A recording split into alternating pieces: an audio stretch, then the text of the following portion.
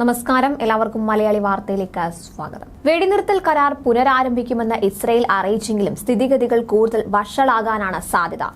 റമദാന് മുൻപ് ഗാസയിൽ വെടിനിർത്തൽ കരാർ നിലവിൽ കൊണ്ടുവരണമെന്ന് അമേരിക്കയും സമ്മർദ്ദം ചെലുത്തിയെങ്കിലും നടന്നില്ല. US, ഈജിപ്ത്, ഖത്തർ എന്നീ മധ്യസ്ഥ രാജ്യങ്ങൾ മുന്നോട്ട് വെച്ച വെടിനിർത്തൽ നിർദ്ദേശങ്ങൾ അനുസരിക്കാൻ ഹമാസിനും ഇസ്രയേലിനും കഴിഞ്ഞില്ല.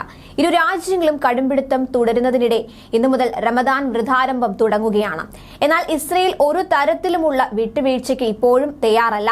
റമദാൻ വ്രതാരംഭത്തോടെ പലസ്തീനിലെ മസ്ജിദുൽ അക്സയിൽ ഇസ്രയേൽ നിയന്ത്രണങ്ങൾ ഏർപ്പെടുത്തിയിരിക്കുകയാണ്. പള്ളിയിൽ യുവാക്കൾക്ക് രാത്രികാല നമസ്കാരത്തിന് വിലക്ക് ഏർപ്പെടുത്തിയിട്ടുണ്ട്. 40 വയസ്സിന് മുകളിലുള്ളവർക്ക് മാത്രമാണ് അനുമതി നൽകിയിരിക്കുന്നത്. നിയന്ത്രണത്തിൽ എതിർപ്പുമായി പലസ്തീൻ ജനത രംഗത്തെത്തിയിട്ടുണ്ട്. പള്ളിയുടെ പരിസരത്ത് കൂടുതൽ പോലീസുകാരെ ഇസ്രയേൽ വിന്യസിച്ചിട്ടുണ്ട്. റമദാൻ വ്രതാരംഭത്തോടെ ഒരു സംഘർഷത്തിന് ഹമാസുകൾ മുതിരാൻ സാധ്യത കുറവാണ്. ഈ അവസരം ഇസ്രയേൽ മുതലെടുക്കാനുള്ള സാധ്യത കൂടുതലാണെന്ന് ഒരു കോണിൽ നിന്നും വിമർശനം ഉയരുന്നുണ്ട്.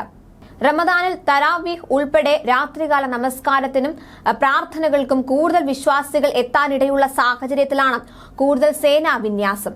പ്രതിഷേധ പരിപാടികളിൽ ഭാഗമാകരുത് എന്ന് ജെറുസലേമിലെ തദ്ദേശവാസികൾക്ക് ഇസ്രയേൽ അധികൃതർ മൊബൈൽ സന്ദേശങ്ങൾ അയച്ചിട്ടുണ്ടെന്ന് മിഡിൽ ഈസ്റ്റ് മോണിറ്റർ റിപ്പോർട്ട് ചെയ്യുന്നു. റമദാനിൽ ആക്രമണങ്ങൾക്കോ കലാപങ്ങൾക്കോ മുതിരരുതെന്ന മുന്നറിയിപ്പുമായി കിഴക്കൻ ജെറുസലേമിൽ ലഘുലേഖകളും വിതരണം ചെയ്തിട്ടുണ്ടെന്നും റിപ്പോർട്ടിൽ പറയുന്നു. മക്ക, മദീന പള്ളികൾക്കൊപ്പം മുസ്ലിങ്ങൾ പരിപാവനമായി കരുതുന്ന വിശുദ്ധ ഗേഹമാണ് മസ്ജിദുൽ അക്സ.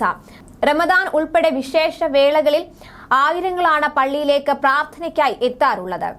അൽ അക്സ പള്ളി കോമ്പൗണ്ടിൽ മുസ്ലിങ്ങളെ നമസ്കരിക്കാൻ അനുവദിക്കണമെന്ന് അമേരിക്ക ഇസ്രയേലിനോട് നേരത്തെ തന്നെ ആവശ്യപ്പെട്ടിരുന്നു.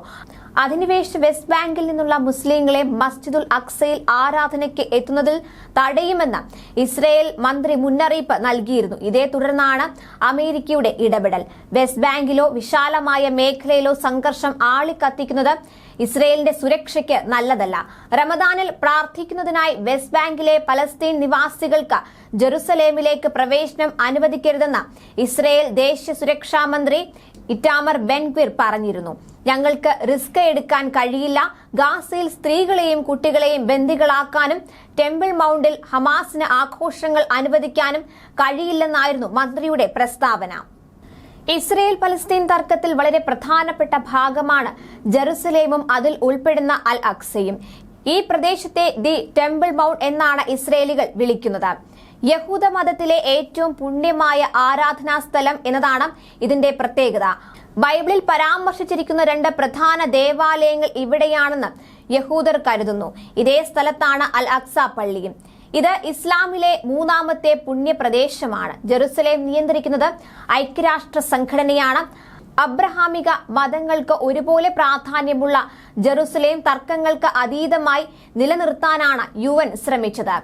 1967 ഒരു യുദ്ധത്തിൽ ജെറുസലേം ഉൾപ്പെടെ മുഴുവൻ തർക്ക പ്രദേശങ്ങളും ഇസ്രയേൽ പിടിച്ചടക്കി.